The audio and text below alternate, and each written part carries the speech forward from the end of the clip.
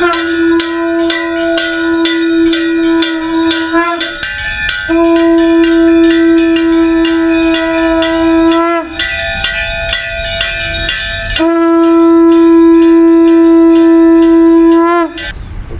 ऐसा है, मैं अपना ही बता रहा हूँ। 2 साल पहले मेरे पे महाघोर संकट आ गया। अच्छा। और हमने अपने मेरा आश्रम में गंगा के किनारे कणवास गांव में, वहाँ हमने हनुमान चालीसा भी खूब पढ़ा, हनुमान जी का पाठ करा और गंगा जी का भी पाठ करा। तो वह सब सुनी, देवता ने हमें संभाला संकट से। तो देवता है, देवता का तो काम है, जब याद करो संकट से संभालेंगे। ऐसा है। अब 2-2.5 साल पहले की बात है। हाँ, 2-2.5 साल पहले की बात है। तो देवता है, जिस हिसाब से सुनोगे, जिस तरह याद करोगे उस तरह देवता सुनेगा। तो हनुमान चालीसा के पाठ से सब? हाँ, सब शांत हो गया, देवता की देन हुई। क्योंकि जब अपने भाव से याद करा ना, तो भाव से ही कल्याण है। बोले भाव का भूखा हूँ मैं, भाव ही बस सार है। भाव से मुझको भजे तो भव से बेड़ा पार है। बाकी बोलते ना, बोले नानक दुखिया सब संसार, सुखिया वही जो राम आधार। यानी जो भगवान का भजन कर रहा है वो सुखी है, बाकी संसार में सभी दुखिया है। जब भी कोई संकट आए हो, जब भी कोई संकट आए, हमने तुझे पुकारा है। हे बजरंगी संकट मोचन, तू ही सबका सहारा है। हे बजरंगी संकट मोचन, तू ही सबका सहारा है। जब भी कोई संकट आए हो, जब भी कोई संकट आए, हमने तुझे पुकारा है। हे बजरंगी संकट मोचन, तू ही सबका सहारा है। हे बजरंगी संकट मोचन, तू ही सबका सहारा है।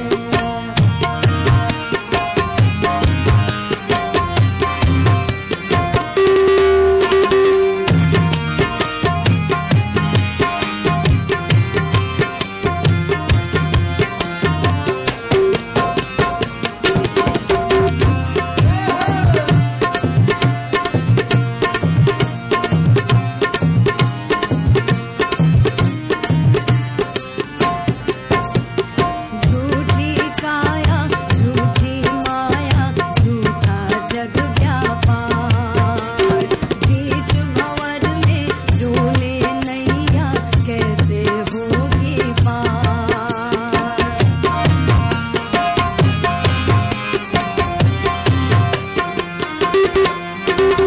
झूठी काया, झूठी माया, झूठा जग व्यापार। बीच भंवर में डोले नैया, कैसे होगी पार। तेरा सहारा मिल जाए तो तेरा सहारा मिल जाए तो बिल्कुल पास किनारा है। हे बजरंगी संकट मोचन, तू ही सबका सहारा है। हे बजरंगी संकट मोचन, तू ही सबका सहारा है।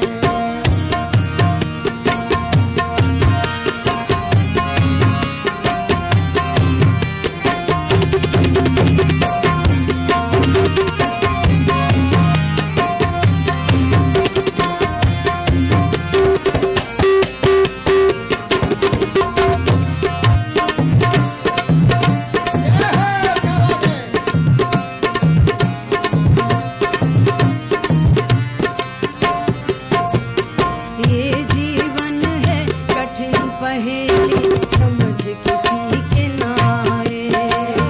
तेरे बिना जीवन की उलझन कैसे कोई सुलझाए। जय सिया राम। सब सुख लहे तुम्हारी सरना, तुम रक्षक काहू को डरना। हनुमान जी प्रसन्न हो जाएं तो इस जीवन में सब संभव हो जाता है। भक्तों के लिए इस संसार में कुछ भी अप्राप्य नहीं रहता। हनुमान जी कृपा कर दें तो हनुमान जी की महिमा जानने के क्रम में एक बहुत ही प्राचीन मंदिर में हम उपस्थित हैं। यहाँ पे श्री सिद्ध मनोकामना हनुमान मंदिर, आप गाज़ियाबाद इंदिरापुरम से वसुंधरा की तरफ आएंगे तो कनावनी पुलिया है, उसी पुलिया के पास में ये मंदिर स्थित है। और इस वक्त हमारे साथ उपस्थित हैं पूज्य बाबा जी। आप पंच दस नाम जूना अखाड़ा के संत हैं, आप महंत हैं, महंत राघवेंद्र पुरी जी महाराज। स्वागत है आपका बाबा जी। जय सिया राम।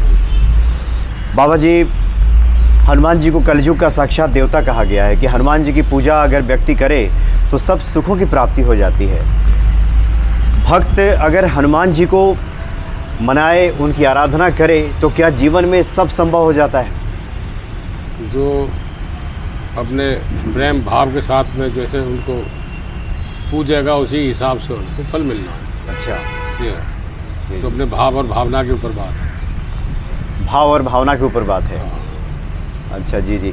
अच्छा बाबा जी, आप लोग तो लगातार पूजा पाठ में लगे रहते हैं, हनुमान जी प्रसन्न कैसे होते हैं? हनुमान जी प्रसन्न तो ये सेवा मांगते हैं, भगवान राम का नाम मांगते हैं। अगर भगवान राम का नाम लो, भगवान का नाम लेने से ही वो अति प्रसन्न होते हैं। क्योंकि जो राम जी है उनके वो परम भक्त हैं। अच्छा, श्री राम के परम भक्त हैं, तो वो कहते हैं कि हाँ राम का नाम लो। जो राम का नाम लेगा तो हनुमान जी उसका लाभ पहुँचाएंगे। बाबा जी, बहुत सारे भक्त आपसे ही मिलते हैं। मैं रात भी देख रहा था, काफ़ी लोग आपसे मिलने आए थे। संसार है तो कई तरह की समस्याएं हैं, संकट हैं। बहुत सारे लोग कुछ उपाय चाहते हैं कि कुछ उपाय मिल जाए, कुछ बाबा जी कुछ ऐसा तरीका बता दें जिससे कि हनुमान जी को हम मनाएं, प्रसन्न करें। तो उपाय क्या? उपाय तो यही है कि जो हो सके तो मंगलवार को व्रत करो, हनुमान जी का चोला चढ़ाओ, हनुमान जी का प्रसाद बांटो। लेकिन ये नहीं इसके साथ साथ में उनका नाम भी लो। ये सब उपाय है। हनुमान जी का मंगलवार दिन है ही है, शनिवार भी है, शनिवार को भी सेवा करते हैं। जो शनि ग्रह किसी ने बता दी तो शनिवार को भी हनुमान जी का चोला चढ़ाओ। तो वैसे हमारे हिसाब से तो ये बोलते हैं कि देसी घी का चोला चढ़ाओ मंगलवार को, शनिवार को उसका चमेली के तेल का। बाकी कारण क्या है, जैसे लंका में गए हनुमान जी तो शनिदेव उल्टे लटके हुए थे लंका में। तो हनुमान जी ने जब देखा कुआं में से निकाला इन्हें, शनिदेव को तो तेल मालिश करी, तिल की जो भी हो आजकल तिल चढ़ाते हैं, तेल चढ़ाते हैं, तो वो सब मालिश करी। जब ठीक ठाक हो गए तो हनुमान जी ने शनिदेव को बोल दिया कि जहाँ पे कोई मेरा नाम लेने वाला हो जाए तो आप उस पर थोड़ा दया करना। तो मंगलवार को जो सेवा करते ही करते हैं, बाकी शनिवार को जो भगत जगत अपना पूजा पाठ करता है हनुमान जी की, तो शनिदेव उसका रास्ता छोड़ देते हैं। ये हनुमान जी का उसी समय से प्रभाव है कि हम आप हनुमान जी की सेवा करोगे तो आप पे शनि दिशा भी है तो वो भी अपना हल्की हो जाएगी। हाँ, ऐसा है। अच्छा। और जो उपाय कर रहे हैं उन्हें लाभ मिल रहा है। कितना व्रत करना चाहिए बाबा जी? कम से कम 11 व्रत, बाकी तो अपनी इच्छा अनुसार जाएँ, कितना ही भी करें। तो आज तो शनिवार का दिन भी है और हनुमान जी की आराधना से भगवान शनि की भी कृपा प्राप्त हो जाती है। तो भक्त जो 11 दिन का मंगलवार का व्रत करें, इसकी कुछ विशेष नियम, कुछ विधि होगी? नियम विधि यही है कि एक टाइम भोजन करना है, मीठा भोजन। सुबह स्नान ध्यान करने के बाद में अपना हनुमान जी का नाम लेना है। जिस मंदिर में जाना मंदिर में जाएं, पूजा पाठ करें, चोला चढ़ाएं, प्रसाद चढ़ाएं, और शाम को एक टाइम अपना भोजन पाएं, मीठा भोजन। ऐसा जी जी जी। मंगलवार हो या शनिवार हो, दोनों ही हनुमान जी के लिए वार है। देवता का तो कोई वार नहीं है, सब हमने तुमने वार बना रखा है। हाँ, देवता के लिए तो वार कोई है ही नहीं। जब देवता भजन करो तभी देवता है। ऐसा अपना अपना भाव का हिसाब है। यानी भक्त चाहे जब भी चाहे पुकारे, हाँ कभी पुकारे, लेकिन एक कुछ दिन निर्धारित कर दिया गया तो उस दिन विशेष कुछ पूजा पाठ हो जाती है। अच्छा बाबा जी, मैं कल भी आया था, पता चला कि आप किसी विशेष कार्य के लिए निकले हुए हैं। व्यक्ति जब जीवन में है कि तो कई तरह की संकट आ जाता है कई बार। तो संकट तो सबके जीवन में चलते रहे हैं। संकट तो सबके जीवन में सबके साथ है, किसी के साथ थोड़ा है तो किसी के साथ ज़्यादा है। अच्छा। और दूसरा संकट ये है कि जो सहन कर पाए दुख को तो कोई संकट नहीं है, और जो दुख को सहन न कर पाए वो संकट होगा। सबसे बड़ा तो ये है। तो संकट में तो सभी लिप्त है, चाहे कोई भी हो। जो धरती पे पैदा है वो सभी संकट में, कोई ज़्यादा में है कोई थोड़े में है। अच्छा, तो आप जैसे महात्मा, आप जैसे संत ईश्वर की शरण में रहते हैं, तो क्या तब भी हाँ, मैं भी कोई ना कोई संकट आ ही जाए कि आगे राक्षस है, अच्छा, जो कलयुगी राक्षस है, धर्मद्रोही कहते हैं हम अपनी ओर से। यानी कि मुसलमान ही है धर्मद्रोही, ये हिंदुओं में ही अपने धर्मद्रोही है। अच्छा, कि हाँ बाबा जी कोई मंदिर बनवा रहे हैं, कुछ करवा रहे हैं, तो कोई बिना प्रशासनिक कोई प्रशासनिक आगे रोकथाम लगा दे। साधु का काम साधना करना। अरे साधना जो है, मैंने कम से कम भी है 18-20 साल खड़े से ही रहा हूँ साधना। अच्छा, खड़े खड़े साधना की है। अच्छा, 18-20 साल तक आप खड़े खड़े साधना किया? कभी 6 महीने, कभी 2 महीने, कभी साल भर, कभी 1.25 साल, कभी 5 साल, इस तरह मैं खड़े से ही रहा हूँ। और पंचधूनी भी करीब 20-22 साल धूनी तप चुका हूँ, मई जून के महीने में। अच्छा, त्याग तपस्या ये अपना कर्म धर्म ही है। हनुमान जी हैं तो ये इनके अवतार हैं, भगवान शिव के, शिव के अवतार ही हैं हनुमान जी। माया तो सब देवताओं की एक ही है कि चाहे किसी भी नाम से पूजने से मतलब है, आस्तिक और नास्तिक। अच्छा बाबा जी, चूँकि हनुमान जी संकट मोचन है, व्यक्ति जब संकटों में घिरता है तो हनुमान जी को पुकारता है, तो इस तरह के संकटों की स्थिति में भक्तों की जिज्ञासा होगी कि आपने कहा कि साधु संत हो या फिर कोई भी हो, उनके जीवन में कुछ कठिनाइयाँ, संघर्ष, संकट आता ही है। आप कैसे पुकारते हैं हनुमान जी को? ये ना हनुमान जी का जो है सुंदरकांड पढ़ा जाए, अच्छा, या हनुमान चालीसा। तो ज़्यादा समय है तो अपना सुंदरकांड करें, अच्छा, कम समय है तो हनुमान चालीसा पढ़ें, तो उससे हनुमान जी प्रसन्न होते हैं और जल्दी सुनते हैं। ऐसा है। तो भक्त हनुमान चालीसा, सुंदरकांड का पाठ करे तो उसी से सब हाँ, उसी कल्याण से होता रहेगा। कल्याण होता रहेगा। जी, उसके साथ साथ में भावना होनी, भाव के बिना कुछ नहीं। हाँ, भावना के साथ में अगर याद करेगा तो हनुमान जी साथ देते ही देते हैं। बाबा जी, ईश्वर जब कृपा करते हैं तो कोई संत बनता है, भक्त बनता है, ईश्वर के प्रति आकर्षित होता है। आप अपने बारे में कुछ बताना चाहेंगे? आप कब से साधना में हैं? क्या शुरू से ही हैं या फिर कब आपको विरक्ति हुई, साधना में उतरे आप? अपने को जो है श्री गुरु महाराज हमारे हैं, श्री महेंद्र रामापुर जी महाराज। अच्छा, अपना यूपी बॉर्डर शहीद नगर आश्रम है, उनके ही हम शिष्य हैं गुरु महाराज के। उन्होंने जो है हमें ये साधना की प्रेरणा दी, तो नई उम्र में ही आ गए उनके पास। मतलब बाल्यावस्था में? 22-23 साल की उम्र। अच्छा, 22-23 साल की अवस्था में। तो तब से और अब तक अपना साधना में ही जीवन गुजार रहे हैं। यही अपना कर्म धर्म में तो ये एक कैसे प्रेरणा हुई? क्योंकि बहुत सारे तो लोग हैं संसार में ही रह जाते हैं, और आप जैसे लोग। प्रेरणा क्या हुई कि अपना घर परिवार में अपना आनंद ले रहे हैं, आनंद लेते लेते दिमाग में आया कि संसार में कोई किसी का है ही नहीं। जब कोई किसी का है ही नहीं तो फिर झमेले में पड़ने से क्या फ़ायदा। साधु संत गुरु मूर्तियों की सेवा में लग गए, और सेवा करते करते ये ज्ञान हुआ कि हम खुद ही साधु बन गए। अच्छा, गुरु मूर्तियों की साधु सेवा करी, सेवा करते करते हम भी साधु हुए। साधु होने के बाद में साधना कर रहे हैं। गुड़गांव IMT मानेसर वहाँ पीछे भंडारा कराना हो, जो उनको भंडारा था, साधना 1.25 महीने की धूनी तपना। पिछले साल यहाँ पे खड़े सीता में 6 महीने के लिए कनामनी पुलिया पे ही ये अपना पीछे 6 महीने राउंड लगाता। तो ये तो हमारा साधना है, हटी हो गया। अच्छा, हाँ, धूनी तपना, खड़े श्री रहना। अच्छा, धुनी तप जो होता है, अग्नि प्रज्वलित करके और वहाँ बैठ करके ध्यान लगाना, ध्यान लगाना, पंचधूनी, अग्नि तपस्या। जी जी। अच्छा बाबा जी, हमने सुना कि ये मंदिर भी काफ़ी प्राचीन है, लगभग 30-35 साल से ज़्यादा हो गए लगभग। यहाँ की क्या महिमा है? चूँकि यहाँ भी हमने सुना है कि संकट मोचन हनुमान जी हैं, जो भी आता है। अब महिमा यही है कि हनुमान जी की पूजा होते होते अभी ये सिद्ध स्थान हो चुका है। नाम इनका मनोकामना, तो मन के जो इच्छा है और वो अपना भाव से आए, उसका कल्याण होता है। हनुमान जी जल्दी सुनते हैं। जी, ये यहाँ की महिमा है। यानी गाँव कोई ये पास में कनामनी गांव है। अच्छा, सब हनुमान जी की देन है कि गाँव में सब जय जयकार है, सब ठीक है, सब सेवा भाव वाले भगत हैं, सेवा भी करते हैं, हमारे मंदिर में भी सेवा करते हैं, मान सम्मान भी देते हैं। तो ये सब भगत जगत का राग है, सब सेवादार वाला काम। बाकी महिमा तो हनुमान जी की है, भोलेनाथ की है जी।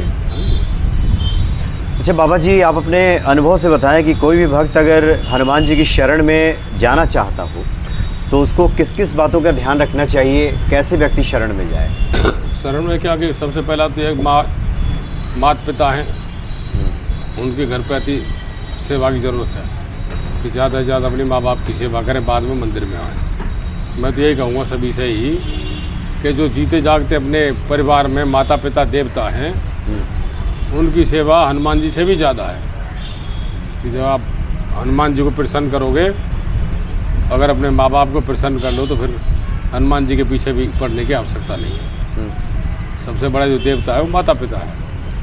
अब आज के टाइम में माता पिता को मानते नहीं, चलती हनुमान जी को मनाने, तो हनुमान जी भी माता पिता के हिसाब से ही चलेंगे, वो हमारे हिसाब से नहीं चलना है।